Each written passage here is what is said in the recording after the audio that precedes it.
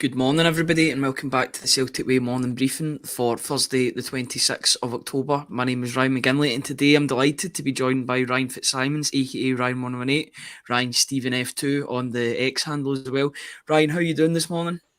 Good. Glad to be back. Tired and a bit frustrated after last night, but listen, when you put things into the wider context, I think there's a lot to be positive about. I'm sure we'll cover all it, but aye, thanks for having me back on again, Ryan. No bother at all. It's good to have a different opinion as well on the game as well, Aye. because I think we'll have different views. You're a bit frustrated about the game, while I'm mostly positive about it as well. You Okay, might be I use positive the as well, but terms. I'm I use the term frustration very loosely. It's not like a negative frustration, just that way where you kind of take the last result into isolation and then this result thinking that we could have had a win again. It's just the wee things, but it's not like I'm not angry. I'm not angry, but we'll cover all it. We'll cover all it. Absolutely. Before we go any further, if I could just direct everybody to the top of the screen while I guess get the notes up, 2 wee seconds. So this morning briefing was brought to you by MPH Group, or it is getting brought to you by MPH Group, which is Scotland's award-winning family-run all trade specialists covering all of mainland Scotland. Every service you opt for automatically enters you into MPH's incredible holiday giveaway. You could win a 7-night stay at the luxurious 5-star Moon Palace Resort in Cancun, Mexico. All the links are in the description below. Thank you very much for sponsoring us once again. If you're looking for plumbing, heating, kitchens, or bathroom work, then look no further than MPH Group. All their contact details are below. And once again, everybody, before we get started, please support us in everything that we do. That includes being on the website, £4 for 4 months, which is a one-time offer, or £18 for the whole year. You'll be supporting top quality football journalism covering the club you love. If you visit www.celticway.co.uk/subscribe, on there today, there is the instant analysis from the game, as well as later on this afternoon, there will be a stats bomb report from myself, delving a bit deeper into all the statistics that go with the game, where Celtic went right, where they went wrong, and some of the standout performers on the night. But we're going to talk about that game in a bit more detail in podcast form or video form, regardless of what way you're watching it. Yeah, you were saying that you were using that term loosely about Mm. disappointed about the game. Maybe you were expecting a tiny bit more. Um, Basically, I'll just give you the floor to elaborate on that. Well, listen, you've got to take this into isolation, this game, haven't you? The fact it's Celtic versus Atletico Madrid, not a lot of people would have given Celtic a chance yesterday or last night, should I say. Well, it is yesterday, so it doesn't really matter. But, not To a be lot of fair, people we would were have we got. were doing lives after midnight, I so know it feels strange because I was up editing until 11:30 uploading at midnight and all that, so it feels almost like a couple of hours like the ago. You know same what I day. mean? It seems as if Aye, that was aye. earlier on today. Yeah, But as I was saying, like, listen, a lot of people wouldn't have given Celtic a chance last night when you take that game into isolation, and rightly so, because Atletico Madrid are one of the world's biggest and best teams. They are a team who, if they win their game in hand, will be top of La Liga, which is Europe's, top two league competition. This is a side Celtic have no right in beating. And honestly, if you told me yesterday before the game kicked off that Celtic would have drew the game, I'd have probably took that. I'd probably bit your hand off for it because I'd rather draw a game with Atletico Madrid than see a Champions League embarrassment once again. We've seen so many times over the years teams from Spain, teams from France come over to Celtic Park and lay us down, and I just didn't want that to happen once again. So a draw in isolation is a fantastic result, and the way that Celtic worked for it, the way that Celtic played in the 90 minutes, I thought was incredibly well. They matched up to this side who we've heard so many good things about. We've seen the players at their disposal, world-class, elite-level players. I was very proud of the way Celtic took the game to them and played in the game. The only reason that I'm frustrated, the only reason I'm slightly disappointed, I just feel a bit shortchanged in the result when you consider the fact that we took the lead twice in the game. I thought that we had the better chances in the game as well. For yeah. once, I think that we've left Celtic Park, the team who made the better chances. And Celtic actually took their chances last night. I think in years gone by, the two goals that we do score are ones that we've missed. Last night, I think that luck was on our side when it came to our chances. The luck wasn't on our side when it came to the penalty, and that's frustrating because it bounces right back out to Antoine Griezmann and it gives him the goal. So that's where my frustration lies. The fact that I thought that we were actually the better team, we made the better chances, that I think that we could have got the win last night in the second half. I think you just seen us slowing down a wee bit. I think the intensity dropped a little bit. We were forced into changing the formation, which in hindsight I think was a pretty smart move by the manager. When you see the fact that Atletico were getting more energetic and I think that our energy levels were dropping a bit, I think it was smart to bring on another defender just to ensure we didn't walk away without any points. But yeah, listen, I'm proud of the team. In isolation, it's a great result. It just makes the rest of this group a little bit more tricky for us. Yeah, I think a win would have prepared Celtic back into the competition to get through at least to the Europa League. It put them in a better position than what they were in. You know, a point still is better than nothing. You know, they've got rid of that O. Tony and I were speaking in box in terms of the past couple of days, saying that O has got to go basically in the Champions League just to get that feeling of losing away. You know, the two results, the 2-0 against Feyenoord and then the 2-1 against Lazio. You want to get rid of that feeling as soon as possible because the group can just go by in a flash. Obviously, it went by even more than a flash last season due to the condensed fixture period. But there's more space in between the games. So I think it means that Celtic can collect themselves. They definitely collected themselves after that second game. They came out with a point to prove. You know, and it didn't take long for them to make an impact in the game. You know, I think it was 3-4 minutes when Kyogo scored. That goal seemed to be, it's getting talked about all over the world. You know, you've got, is it James Richardson from TNT Sport talking about how good a goal it was. It really was an incredible goal. Matt O'Reilly put Kyogo first passing the ball to Matt O'Reilly, and then Matt O'Reilly first touch. It's just the accuracy from him. It's you expect it from Matt O'Reilly at this point because he's been doing it all season in terms of goals and assists, but to do it in that level against a top quality defence, it really does show that he does belong at that level, doesn't it? Yeah, I mean, some of the movement last night was unbelievable. It was just sad to see Rio Hatate have to go off, minutes into the game because you obviously lose that connection that the three have together. But Matt O'Reilly elevates everybody around him, and he's been that good this season that he's the kind of player who brings out the best in everybody. And I think that him and Kyogo's understanding of each other has just grew tenfold since the arrival of Brendan Rodgers. And I think you've got to give a massive amount of credit to the manager when it comes to that, because this new role that Kyogo has been playing is slightly deeper than he did under Ange Postecoglou. I think it's, we can all see it. It's very noticeable in the park how different it is. But I think that it's allowed Matt O'Reilly to step up, get more goals and play a bit more advanced than he did under Ange Postecoglou. But B, I think it's just allowed them to connect a lot better as a partnership. And that is shown not only domestically, but evidently against the best teams in the world. Atletico Madrid last night, because the goal is as you said, Ryan, the pass, the move, and it was really, really good. So, Matt O'Reilly just can't seem to do anything wrong at the minute. Long may that continue. I just hope that we hear a positive update on his midfield partner, because I think that Rio Hatate being alongside him is really, really important. That was something I was going to mention, because I felt like there was a real mixed atmosphere when the goal went in. Yes, everybody was going crazy, but you could all see on the other half of the pitch, Rio Hatate was on the ground. He was struggling. He's struggling to get back up onto his feet. Just so happens, I've only seen some of the highlights, but I've heard that Rio Hatate was in tears when he was coming off the pitch. Really? Says a lot for a guy that people were saying wanted to leave the club. He's definitely up for the fight of getting back into that midfield. He'd got his position back, and then all of a sudden it looks as if it might be his hamstring again. I think that's what Brendan Rodgers was saying after the match, which is really, really disappointing. But with these chaotic instances, they come opportunities. And Bernardo got his opportunity last night. 5 minutes after 5 minutes. He would have been expecting maybe to play 20, 25 minutes, maybe even 15 minutes.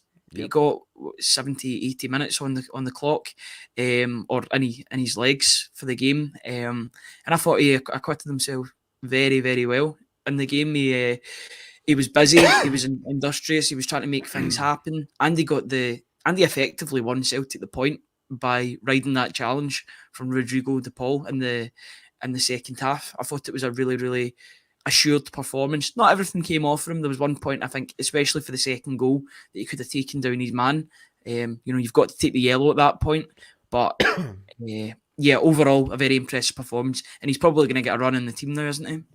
Well, I'm glad that you've said a lot of what I was thinking, because I've seen a real mixed reaction to Bernardo's performance last night, and I don't understand it, because I thought for me it was evident that he had a pretty decent game. I was happy with what I seen, but yeah, I got back in and I looked on Twitter. I wouldn't say it was like overly negative, but I seen a few people just being really kind of unimpressed by his performance. I was thinking to myself leaving the stadium, like, I really liked Bernardo tonight. I thought he was good. So I'm glad that you're in agreement with a lot of the things that you said. And I've seen a lot of people in the chat up as well. A couple of people have pointed out about Bernardo's performance, being quite happy with it. Listen, I'm happy for with me, says Danny Boy. Yep, I liked him. I hope this is, as you said, with Hatate being out, it comes opportunity for somebody, and I hope it's an opportunity that Bernardo takes, because he's somebody who I felt quite frustrated for myself, the fact that he's came in with a, not the world of expectation on his shoulders, but he's coming in from Benfica, a big club like Jota did, with that obviously option to buy somewhere in the back there. I was thinking to myself, this is somebody we might see a bit of this season, and it's just not really fell into place for him yet. So I hope this is an opportunity he takes, and I think that he could really supplement Matt O'Reilly well in the middle of the park. I think he's got the qualities to his game that would go well with Matt O'Reilly in there, and obviously McGregor playing in behind. But I like him. He looks tidy as a player. And as you said, not everything came off for him last night. And it wouldn't. You're playing in a midfield with some of the world's best. Rodrigo de Paul's a World Cup winner. The other midfielders in there are fantastic players. Was it Sal and Koke that started last night? So I'll get taken off at half time, I believe. Yeah. So you're playing.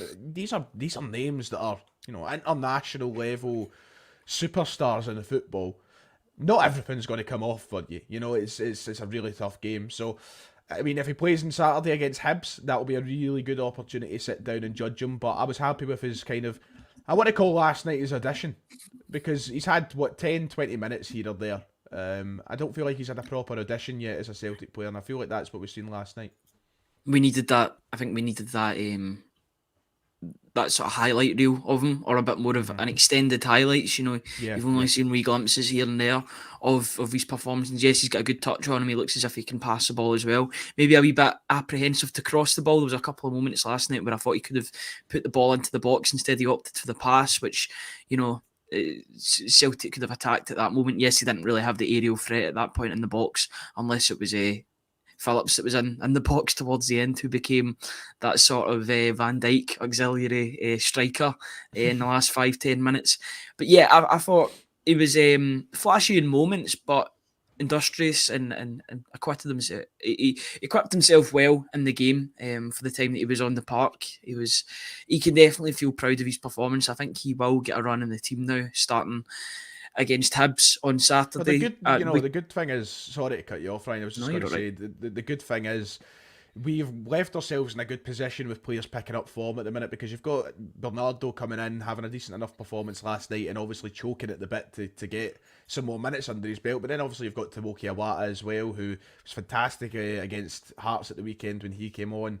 You could move McGregor forward. We've got Turnbull, who, I know he's a divisive figure, Turnbull, isn't he? Like, some people like him, some people don't. But he's somebody who started the season pretty well. Celtic have got their options, Ryan, which is a good thing. Yeah, absolutely. I think, although the last couple of games, Turnbull's been on the bench for both of them, and he's not came off the bench. I think that's a very... it's telling, isn't it? It's telling, and it's about what the manager doesn't do rather than what he does. That you can tell roughly where the food chain is in Celtic with regard to their squad depth, with regard to the players that are going to get relied upon. Remember, Brendan Rodgers at the start of the season was talking about it was a good first performance against Ross County, but he's got to keep it going. He's got to consolidate that. Unfortunately, he didn't do that against Aberdeen in the next game out in the league, and I think he's been playing catch-up ever since. Hatate's had his injuries, but Turnbull's not been an automatic starter. There's been Odin Thiago Holm, who wasn't on the bench. I think he was still serving out his ban. I think he's got a free match ban because of the Studs Up challenge he got against Feyenoord. Either that or he's just not making the team for whatever reason. But holding Thiago home, that's a chance for him as well. But I think it will be Bernardo that gets that opportunity. Another player that joined in the summer that I want to talk about. I think everybody's been talking about him since the final whistle. A Celtic that I think, a player that Celtic have been crying out for in terms of an out ball that can win fouls, but can also score goals and beat a man. Luis Palma, the guy's contributing in every single game when it comes to goals or assists. So unlucky with that one against Lazio. Tony and I spoke about it before the game. Is this the game for not Palma to make amends, but to get that revenge on the Champions League, basically, because he got his goal so cruelly taken away from him because of Maeda? It was Maeda that set him up for that goal as well, which was quite poetic.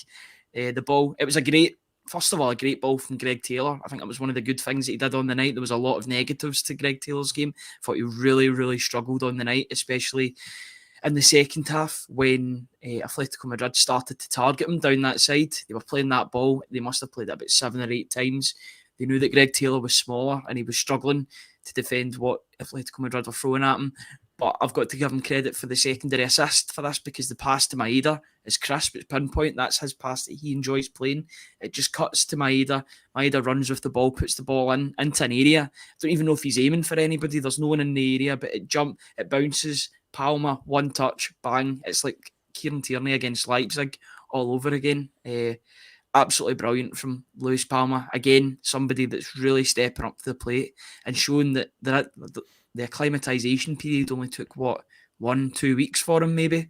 He looks very, very much settled and he's contributing in every single game now. You know what? The best thing about Palma pulling out these sort of performances is the proof is in the pudding right there.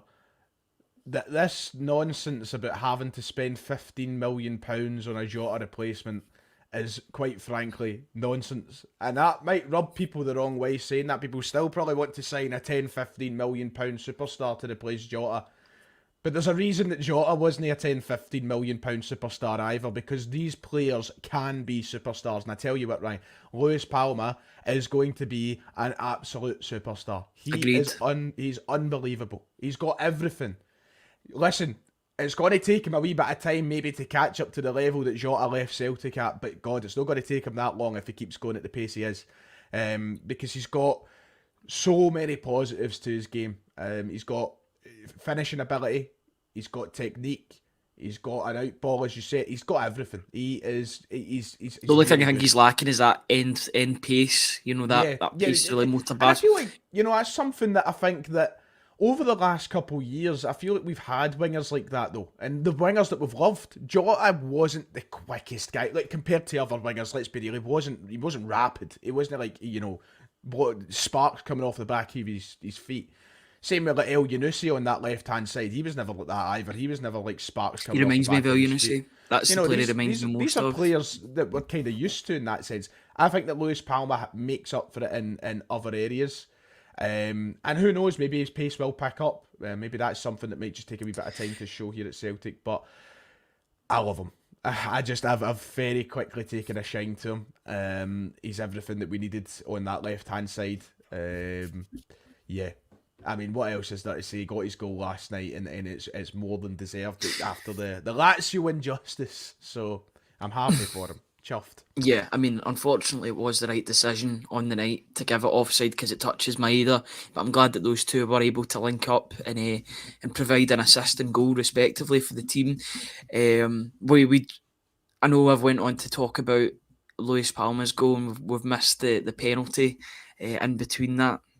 Celtic did well to come back from that equaliser. They could have felt hard done by with the penalty. I think it was a penalty, to be honest. You tackle somebody from behind, you run the risk of clipping them. I think Taylor does clip him just slightly. It's soft, it's light, it's a penalty. It's one of those ones that VAR can't really intervene in. I think it's quite similar to, well, not similar in, well, a little bit similar to Kyogo's at the weekend, in the fact that once it's given, they can't really not give it because there's contact there.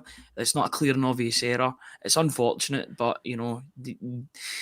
this is just what happens in the Champions League against good teams. Was it Griezmann that got taken down Believe it was. Yeah, it was I think Griezmann, and then he took the penalty. Absolutely phenomenal save by Joe Hart. Brendan Rodgers is working miracles because Joe Hart's saving penalties now.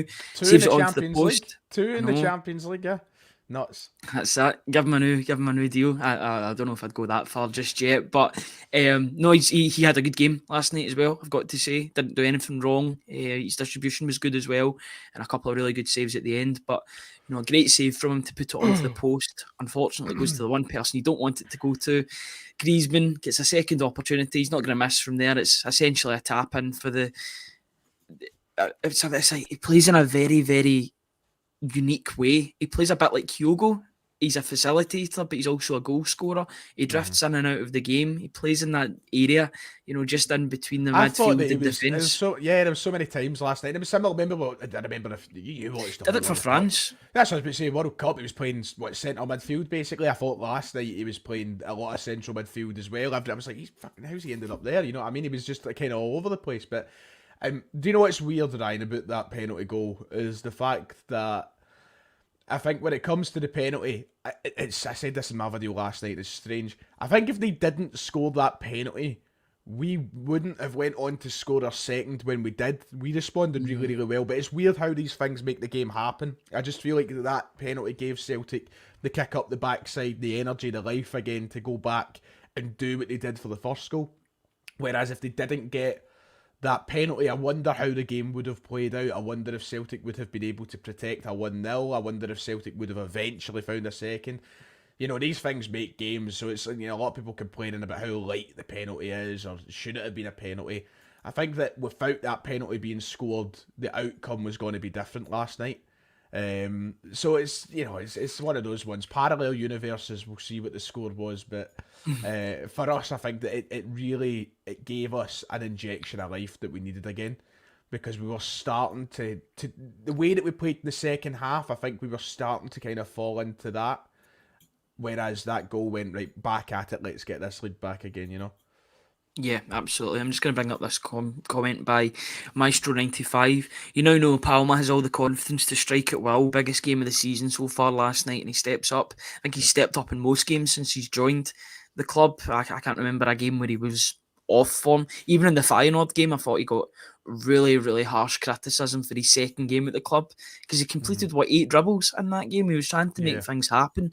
Just so happens Celtic didn't have their attack wasn't there that night, and then with 10 men, you've got basically no chance, especially away from home. 9 men, it becomes an even more impossible task if you can get that. But he's sorry, I'm yawning all over the place, Ryan. You're not boring me. I'm just no. You're absolutely you're absolutely fit. It's a quick turnaround from last night into the moment, but I think it's handy in a way as well, because you've still got all the feeling fresh in your mind. I've woke up and I was like, And you know what? I think I will agree with you in some points with the disappointment, but I think it was the disappointment in that period from the second goal to half time, because there was a good 5-10 minute spell where Atletico Madrid were very visibly rattled by what Celtic were doing. They did not know what to do with regard to Maeda. I don't think they come up against players like him often that will sacrifice himself for the team and just run at players. It doesn't really matter if anything comes off of Maeda in an attacking sense. If he's pressuring the opponent, then it means that mistakes can happen, and mistakes were happening. Oblak was kicking the ball out the park. That's one of the top 5 goalkeepers in the world. Their defenders thought, they had a couple of players that were in there due to necessity, probably. And Witzel's not a centre back. He was playing as he's playing as a centre back when he's usually a defensive midfielder. Savic, I think you can get the better of on occasion as well. He had plenty to say during the game. But I just think that when Celtic went 2-1 up, they had to put their foot on the gas, and they huffed and puffed, but they didn't get that third goal. And when you allow a team like Atletico Madrid to go on at half time and hear their manager basically giving them a rocking, which is what would have happened. It's Simeone. That is what's going to happen. You've seen the difference when they came out in the second half. I think it was a missed opportunity, that final 15 minutes. If Celtic had went to 3-1 up, or 3-1 or 4-1, if they'd got a couple of goals, then they would have been in a great position for the rest of the game. I'm not sure if Atletico Madrid would have came back into the game, because they'd have to push out, and that's not really their game. But it's maybe a missed opportunity in that regard. Would you agree? Yeah, look, we had our chances, and as you said, Atletico were rattled. I think that it's just there's so many different ways to look at that wee period of time, as you said, between the second goal and half time. Celtic probably should have kept the intensity levels as high as they were, pressing them, forcing them to make mistakes, putting in balls in the box, try to create chances. But we did, as you say, kind of sit off a wee bit and take it into half time when we could have maybe pushed it for a third. It's just so difficult, isn't it? Because we've been in this position in Europe so many times before, where I feel like we have taken our foot off the gas, and we should learn our lesson from that, that teams don't like it when we go for it.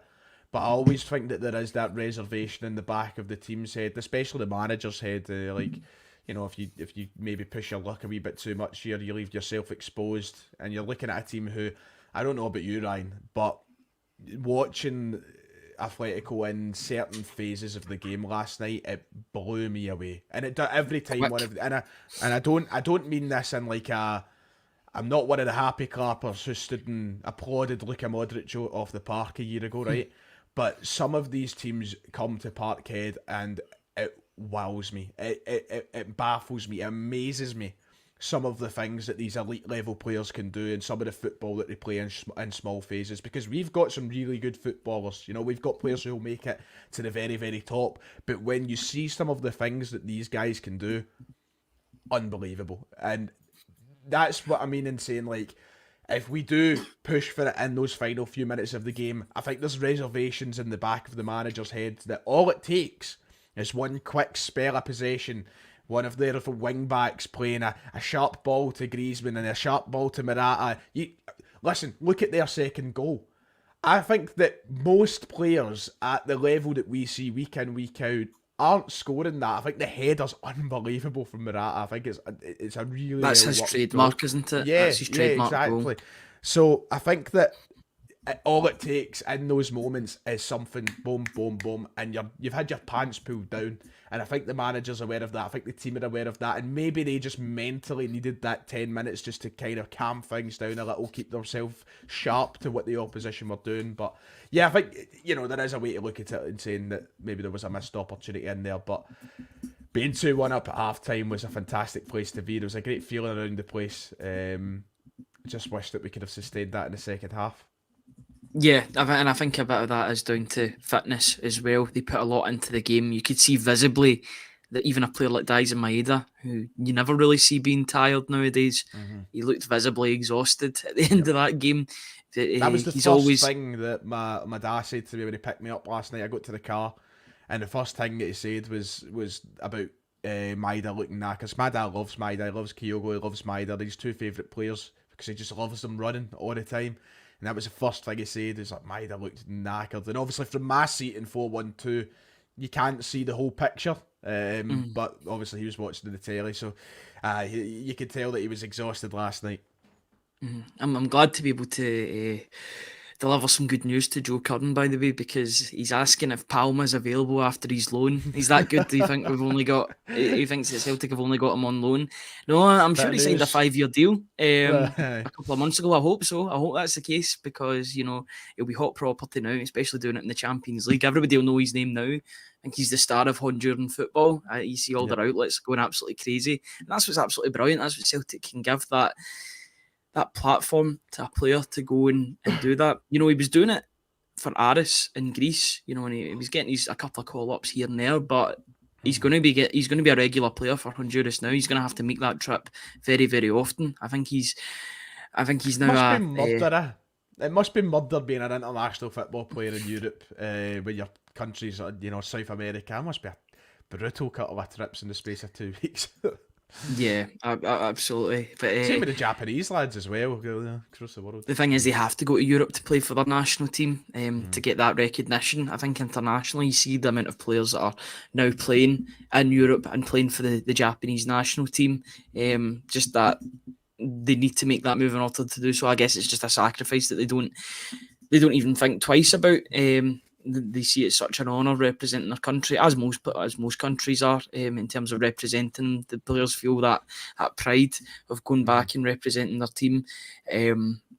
So yeah, I think they'll be delighted and they'll want to keep it going. Bringing up the Japanese national team just makes me think of Hatate. I hope he's not out for too long, especially due to the fact that I wrote an article about me yesterday and now he's injured. I said he's back in business and now hopefully he's not back in the treatment. Yeah, absolutely. And Tony said the exact same last night. I'm a complete jinx. I need to say that they're so off form that they should be out of the team. Then they'll be the player of the season. Reverse psychology and all that. Listen, I could be the biggest jinx that this platform's ever seen in terms of some of the stuff that I've said, so don't worry. But even last night, I remember I sent a text, literally, I must have hit send a second before the penalty was given, saying, "Do you feel optimistic yet?" to somebody, and bang, penalty given a second later. I was like, I wish I never said that. we're all guilty of it. Yeah, absolutely. I think we should go on to speak about who I thought was player of the match last night. I spoke about him last night in the post-match show, but I mean the transformation of one guy in particular at the back last night. I mean, I thought he outperformed Carter Vickers last night, and that's saying something because Carter Vickers is usually a 7 or 8 out of 10. I'd say Carter Vickers was probably a 6 or a 7 out of 10 last night. He's doing his normal performance. I just think the guy next to him was an 8 or 9 out of 10. I thought he was absolutely flawless on one of the biggest stages you can play on in Champions League night at Celtic Park. Liam Scales, I think we witnessed the birth of a Celtic star last night. In all honesty, absolutely incredible performance from a guy that keeps on proving me wrong. Yeah, I mean, what else is there to say at this point? It's incredible. It's become the standard. It's actually getting to a point now where I feel like saying the same thing just feels patronising. Like, I feel like I'm treating him as if he's some child who's been drafted in for the streets. You know what I mean? Like, he's been that good now that it's becoming the norm, and at some point we're just going to have to acknowledge it as normal. He's been unbelievable. I think I'm at that stage last night. I think last night made that it normalised it for me. Yep. Just if you can do it against Atletico Madrid, you can do it against anybody. I know he did it against Rangers, but I think last night was it was the acid test, and he passed it with flying colours. Yeah, it's just, he can't do no wrong at the minute. And even the things that I think set him apart from being a consistent top level player. When Scales came into the team at first, I was like, fair enough, he's got some good things about his game. He was playing well, and like, he's doing these things well. But I still thought that there was clear differences in what set him apart from being the next level. I thought there was elements to his game that set him apart from being a Cameron Carter-Vickers. But he's worked on them. He's evidently got better at them, and now he's getting himself to the level.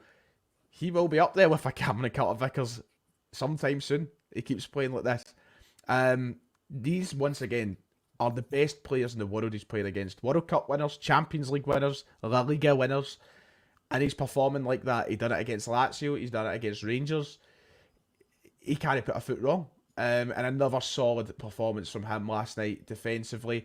Even going up the park, Ryan, he had a chance towards the end of the game with a header that just went over the bar. He was getting himself in the mix. He was up there. He's just found a confidence which has unlocked a new level in him. And I couldn't be more chuffed for him, because he was somebody who I really thought would be off this year. And now we're sitting here on the 26th of October 2023 talking about him being a Player of the Year candidate, because quite frankly he is so far a Player of the Season candidate. I think it's a hard job to dislodge Matt O'Reilly from that place at the minute, but if you're looking at the next best thing, you could argue it's Liam Scales. So fair play to him. He deserves a new deal, which I think he's going to get sometime soon. And I don't think a player deserves it more at this point in time. Yeah, and I wonder what's next, because Mike Nawrowski must be sitting there thinking, oh, suddenly my place in this team isn't guaranteed. But what I hope we see him push on. I really hope that just Scales keeps this going, and it's not just a phase. And as I said, it's becoming the norm now. I don't even want to feel like we're patronising him. But, remember, I want to take you back, Ryan, a couple of years ago, and this isn't me taking a dig at anybody, by the way, because I still think he's got a part to play and he does his job well at Celtic. But Tony Ralston, remember that renaissance he went through, And for a solid 6 or 7 months, he was the best player in the team, you could say, or he was one of the best players in the team under Ange Postecoglou. But then I feel like we never quite seen that level out of him again. He picked up a wee injury, and he's never quite hit that level again. He's still been good. He's still done his part in the team. I just don't want that to happen to Scales. I want Scales to be consistently fighting in that team, an option, playing at this standard. I hope that he's unlocked another level in him. Yeah, absolutely. Penny for the thoughts of Lagerbielke as well as Stephen Welsh. You forget that Celtic signed Lagerbielke for over £3 million. They signed Nawrowski for £4 million. I think now that emergence of Liam Scales could prompt Brendan Rodgers to change the formation. I think he could play free at the back now because of that. Mad? Do you know what's really mad? I hate to say I told you. No, you, Ryan. I'm not aiming this at you. I hate to say I told you so, but I told you so to a lot of people who were very downtrodden about the transfer window. Look, the transfer window wasn't amazing by any stretch of the imagination. It wasn't an unbelievable Imagine window. if it was. But yeah, I know. But some people, seem to think that the be-all, end-all is there in front of you. What you've got is what you've got. People don't consider, people are like, oh, we don't have enough centre-backs. And now we do. People just write things off straight away. They don't give people a chance. They don't give... we signed Palma. We spoke about it a minute ago, Ryan. After Feyenoord, people were calling him a dud. People were saying he was not going to be good enough. He was a terrible signing. Centre-halves, we're finished. We've not got enough centre-halves. Yada, yada. A lot of people in that same mindset. And now here we are, end October. We're competing with Atletico Madrid, the Champions League. Liam Scales is putting in a player of the season performance. Give things time. Let it settle. I think that you can start, worrying and throwing your toys at the pram if you're 4 or 5 months into the season and evidence isn't there to be confident in. But here we are. We're top of the league. We're unbeaten. We're in the Champions League. Maybe not where we want to be, but we're competing with these big sides. And we had a good window. And we've got players coming in from the team who are already there. Definitely a good place to be in. Yeah. And then I think what maybe a lot of people overlooked in the return of Brendan Rodgers is Brendan Rodgers can make players better that are already at the club. Mm-hmm. He can unlock that extra level, those extra couple of gears.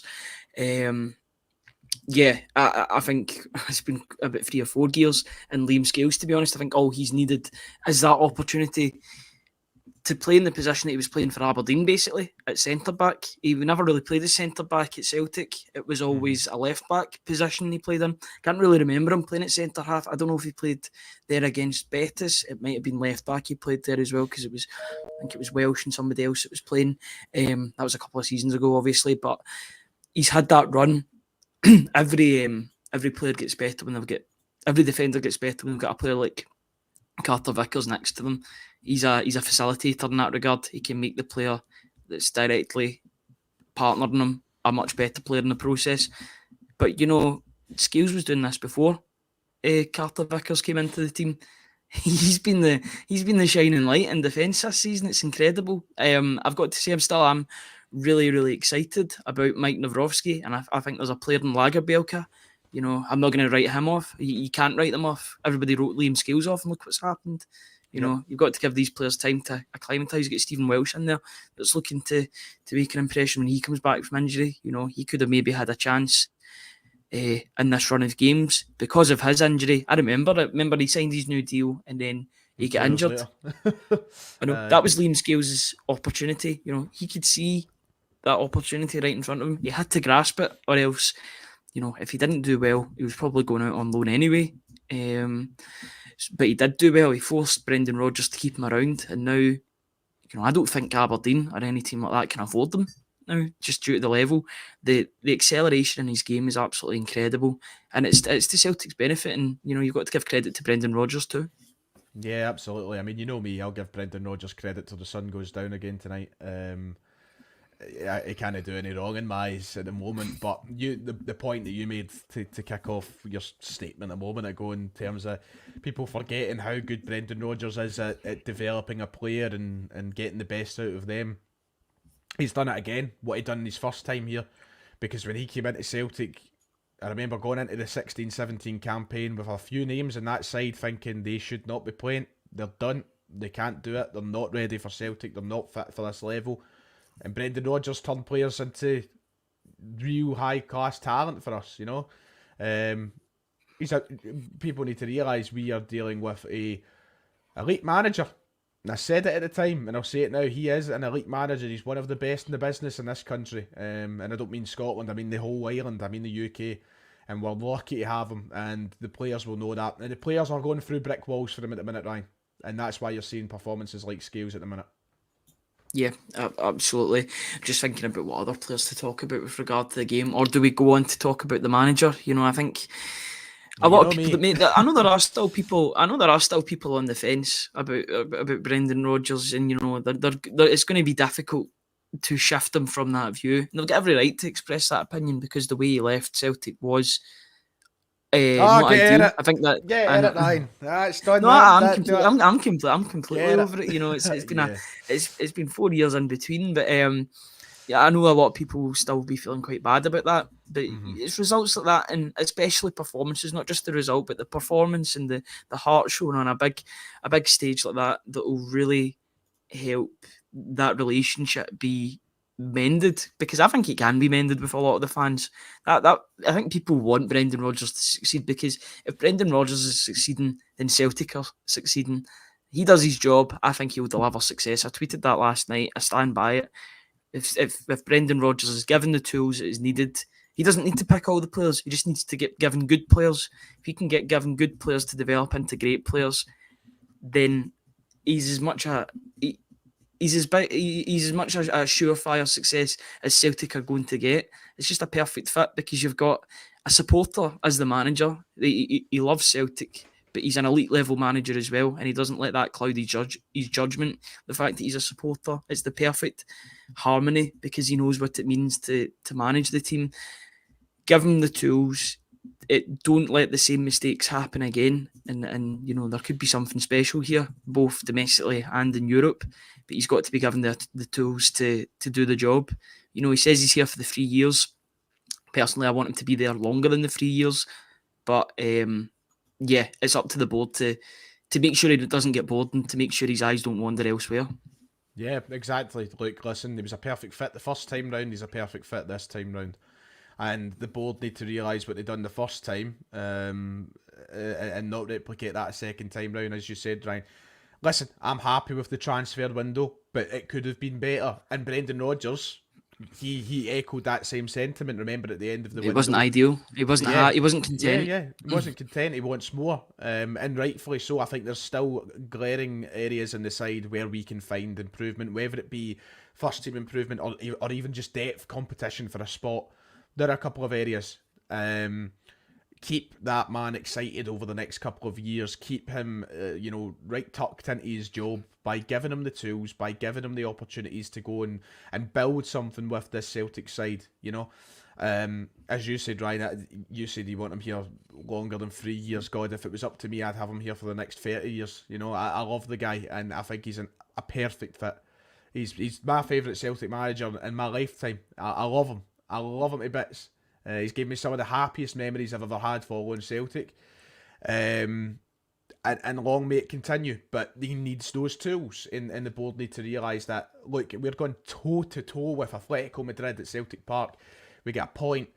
And I just think to myself, imagine that Brendan Rodgers maybe had those couple of players that can really make a difference. We could be winning these games.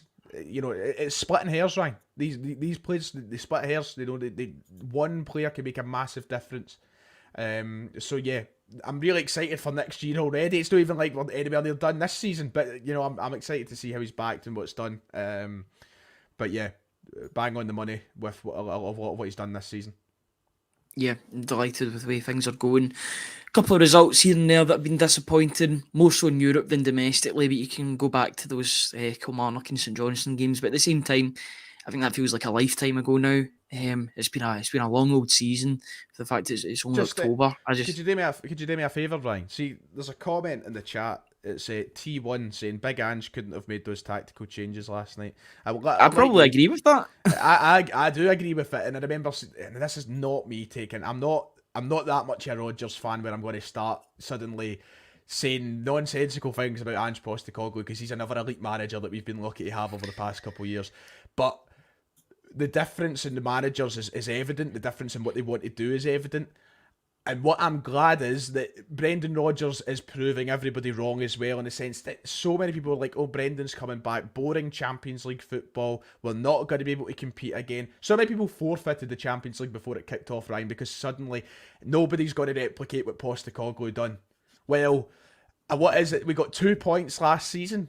So they're both against Shakhtar as well. I think he's already got a better performance rate. Rodgers is 1 point off Ange already. Aye, I forgot. We've got that bad a manager, Ryan. He's never going to be able to replicate what Ange done. But yeah, a lot of smart decisions from Rodgers last night that not just Ange, I think a lot of managers might have missed. So he's pragmatic, as Pete McGee says. He's pragmatic, and he's not afraid to change it when the game is needing changed. I thought it was. I was a bit perplexed about the decision at the time, but looking back on it in hindsight is a wonderful thing. He was right to bring Phillips on, because then I think it moved Scales a bit to the left, and it gave Taylor that cover that was needed, because I think down that side Taylor was having a lot of problems. I think ever since Llorente got brought on, he was really running the game for Atletico Madrid. You've seen the difference in the teams when he was brought onto the pitch. You know, they can bring on Spain internationals just at the drop of a hat.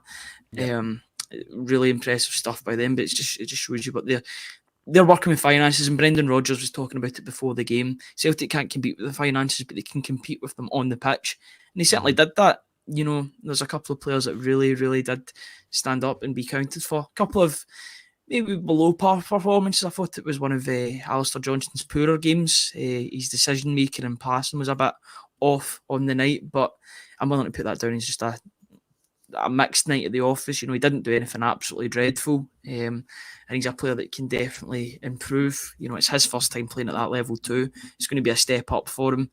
You're just hoping he acclimatises to it and gets ready for it, especially for next season, you would say. But good player. It strolls it in the domestic game, and I'm not too worried about him. You know, Joe Hart had a good performance.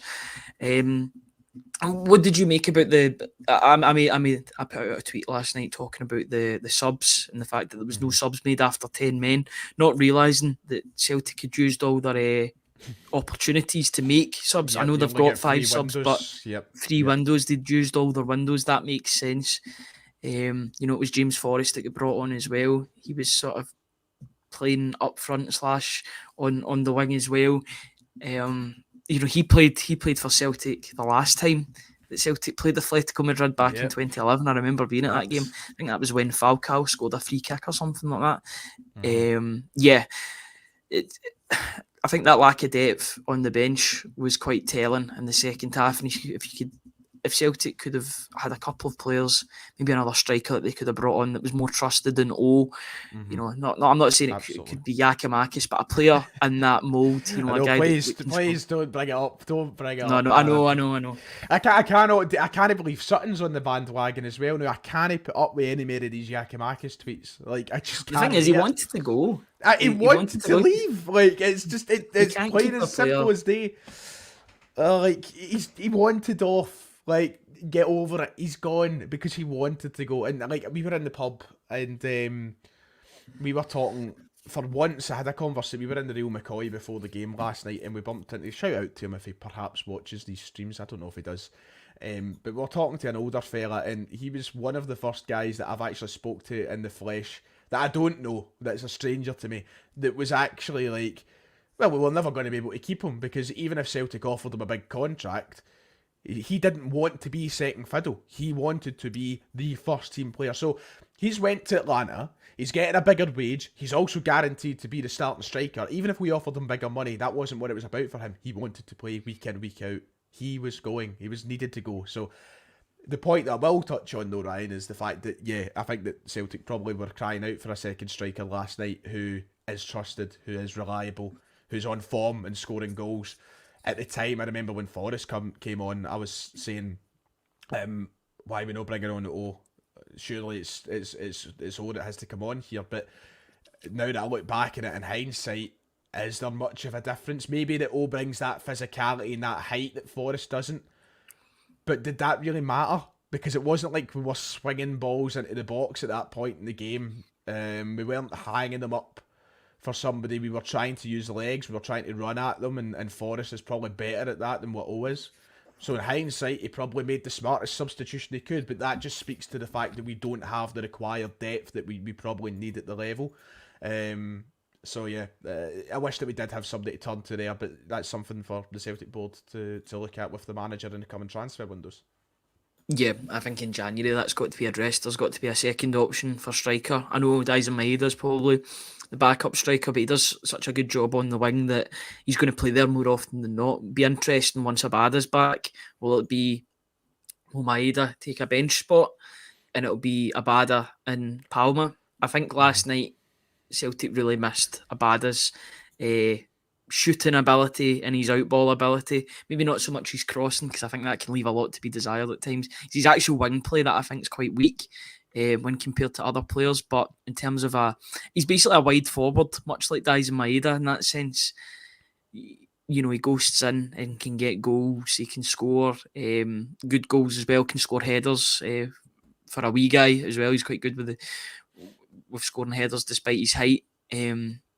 I think having a player like that could have been the difference last night. But, you know, it's hindsight's a wonderful thing. If you bring on do they play the ball more into the box? Do they change their tactics? But I think one thing that can't be disputed is the fact that Maeda and Kyogo ran themselves into the ground for 90 minutes last night, and they deserved their applause. When Kyogo came off the pitch, he definitely deserved his applause. Another great goal from him, 2 goals in 2 Champions League games, 2 and 3 if you count the Feyenoord game, obviously. But you know, he's already equalled Larsson's goal tally in the Champions League, which is I never realised that. He's more and more in the UEFA Cup for Henrik Larsson, obviously. But yeah, I think for me, we could talk about this debate, and I'm only going to bring it up just slightly, but I think he is the best since Larsson. He's doing it in the big games now as well. He's an incredible striker for Celtic in the prime of his career, and just it seems like the perfect fit for Kyogo. I think that we've seen Kyogo's the perfect fit for Celtic. Yeah, I think we've seen better footballers. Like, I think that if you're being totally honest, guys like Edouard and Dembele are probably better footballers, but in terms of what Kyogo has done for Celtic and the way that he scores goals, that's the important thing if you want to be the best since Larsson. You know, you can take everything else aside for a minute. You can take away your technical ability with dribbling and blah blah blah. Take all that aside. The guy scores goals. He's the best since Larsson that we've seen, and there's no doubt about that at this point. I'm just really glad, Ryan, that he has found his Champions League goals. He needed them big time. Last season, obviously not having any was problematic in terms of trying to take him to that next level. But he's got them now, and he looks at home playing in these games. That was as comfortable a finish as you'll see last night. You know, it was a brilliant, it's a perfect finish. Goal. Yep. So, and you knew he was going to score it because he's a guy in confidence as well. He had a mini goal drought in the SPFL. He didn't score for a month from the Dundee game to the Hearts game. You know, that was that. There was quite a big gap in between. I know there was an international break as well, but you know, and he scored for Japan, so he was obviously on form for in other places. Scored against Lazio too. It's great to see him scoring now in consecutive games, and you think that he can maybe bring that out at Hibs at the weekend as well. You know, he'll be starting games. He's got to start every game if he's fit. If he's fit, he plays every single game for Celtic, and he's so important. I just think that Celtic needs somebody to alleviate that stress from him in games. The Asia Cup's coming up. We don't really know the ins and outs. Who will get selected, who won't. It could be one of those funny zones where 3 players get called up, and then you can't call off games because of that, and then suddenly Celtic are in a detrimental spot, but you're hoping that isn't the case. If that is the case, then Celtic are going to need to remedy that by bringing somebody in January, I would say, because even though he isn't getting game time, I think will get called up for South Korea. Maeda is a certainty to get called up for Japan. I think Kyogo is going towards that point as well. Hatate might not because of his injury, who knows. Either way, he was in and out of the team anyway, but it's a difficult one. I think it's definitely an area that Celtic need to look at in January in terms of alleviating that stress on Kyogo, because it is a big burden to carry, being the main goal scoring threat up front. I know the wingers will do that too, and Maeda, Palma, Abada, Yang to a lesser extent, but I think there needs to be another striker. Yeah, I agree. There's a couple of names out there that we've already looked at. I remember in the summer thinking to myself, I like to look at Sidney van Hooijdonk, even Kvisgaarden, who was mentioned. There's a couple of guys in there who looked like decent options for I've got Celtic. a funny feeling they'll go back in for Kvisgaarden in January. There was a I lot of talk about that as soon as the transfer window shut. It seemed as if there was maybe more to that. Maybe January was a better option for him. It's very much a watch this space, I think, with Kvisgaarden. So yeah, we need to. We definitely need to. Simple answer, isn't it? We need to get some more depth in that area. Yeah, absolutely. Is there any final thoughts you want to talk about regarding the game? Is there anybody that we've missed, you feel, before we finish up the podcast for today? I'm aware that we've been going for 55 minutes, and as much as people would want to talk about this game, life goes on, and the weekend awaits for Celtic. It's a quick turnaround. On to the next game. Absolutely. Listen, I think that we've covered most grounds of it, but I'm just chuffed because I'm happy that this team are, I think, not just only performing really well at the level and really taking a shine to it, but I think they're doing well and proving a lot of people wrong, and that makes me happy. In terms of people who were so adamant that competing in the Champions League was gone with Postecoglou, I'm glad that it's been proven that that's not the case. So fair play to the players in the park that make that happen, fair play to the manager that makes that happen, and long may it continue.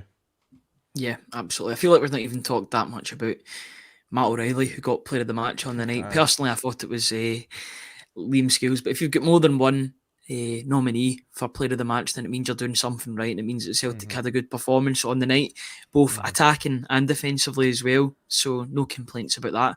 Thank you everybody for joining us today. We really do appreciate the quick turnaround from watching last night. If you were watching last night and this morning, we really do appreciate it.